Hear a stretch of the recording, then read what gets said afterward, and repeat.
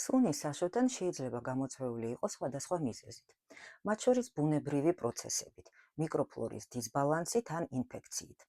ყველაზე ხშირი მიზეზია ბაქტერიული ვაგინოზი, ანუ ბაქტერია გარდნერელა, რომელსაც თან ახლავს დამპალი თევზის სუნი და მონაცისფრო თეთრი წყალ-წყალა გამონადენი. სოკო და ტრიქომონას სუნი ნაკლებად ახასიათებს. ასევე ტამპონის ნარჩენი ან უცხო სხეული იწვევს ძლიერ დამპალ სუნს საშოდან. სუნი შესაძლებელია გამოწვეული იყოს ჰორმონალური ცვლილებებით ორსულობის, მენსტრუაციისა და მენოპაუზის დროს და კიდევ ერთი მიზეზი ზედმეტი ჰიგიენა აგრესიული პროდუქტებით.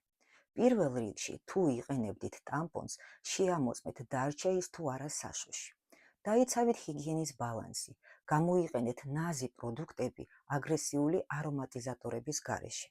ნუ გამოიყენებთ ვაგინალურ დუშებს ექიმის რეკომენდაციის გარეშე.